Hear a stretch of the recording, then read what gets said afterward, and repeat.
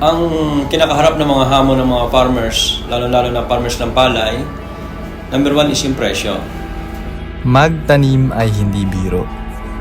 Yan ang sambit ng sikat na pambatang kanta.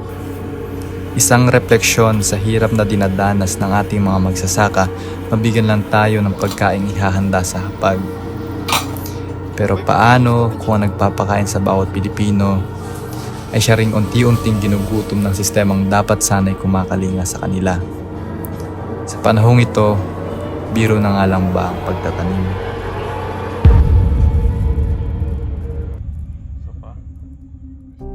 Kayang pakainin ang mundo kung ilarawan ng isang Israeli agriculturist ang Pilipinas sa ganda ng lupa natin. Bagamat tayo ay may gantong reputasyon, nakakalungkot lang na ang sektor na ito ay isa sa mga nasa laylayan. Pinakamahirap na sektor ng bansa ang mga nasa agrikultura ayon sa Philippine Statistics Authority. Pagkalugi ang pangunahing problema ng mga magsasaka at ito ay dulot ng napakaraming dahilan. Pero ilan lamang sa mga ito ay ang liberalisadong pag-aangkat ng palay at mataas na presyo ng mga pataba. Tumaas ng 12,000 hanggang 15,000 pesos ang gastos Sa ng 25 pesos per kilo, bumaba sa 17 to 20 pesos ang presyo ng ani. Rice Tarification Law ang isa sa tinuturong dahilan kung bakit bagsak presyo ngayon ang mga farm gate price ng palay.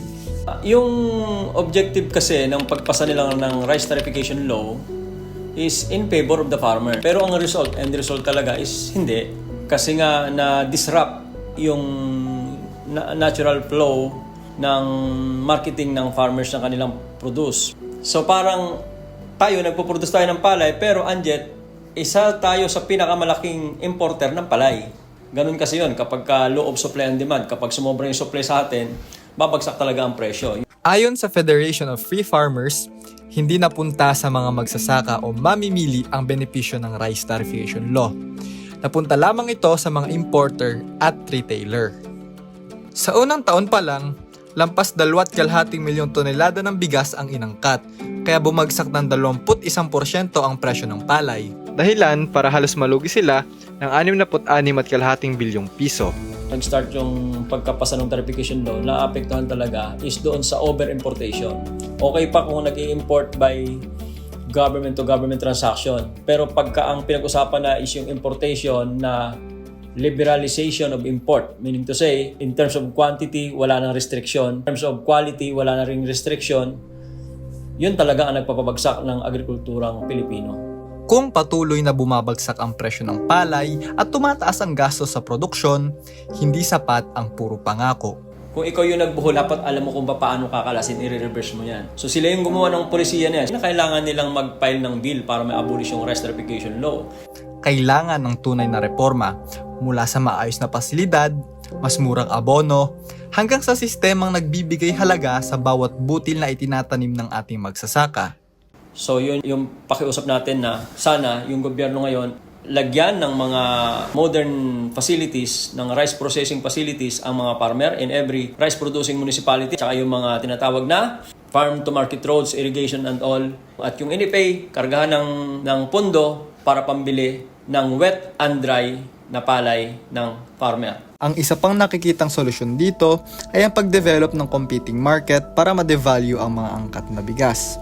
Ayon kay Sir Noel Tolentino ng Noel Agri TV, ito ay ang tinatawag na bigas Pinoy. Kasi ang bigas kasi natin halo-halo sa market, meron imported at meron lokal.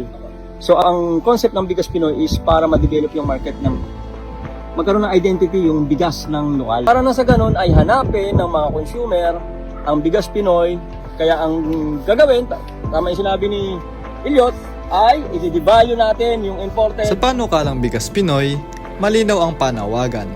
Ipanalo natin ang sariling ani bago tuluyang lamunin ng mga angkat ang ating bukid. Bigas Pinoy ang kailangan ng mga Manileño.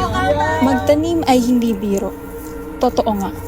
Sa mundong patuloy na kumakain, ngunit nakakalimot kung saan nanggagaling ang kanyang pagkain. Sana, muli nating balikan ang pinagmulan ng ating kanin.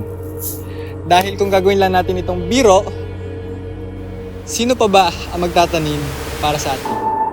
Ako, si Emmanuel Ison Di Maunahan. Ako, si Bryant Noel Tolentino. Ako, si Arian Quinet Uy.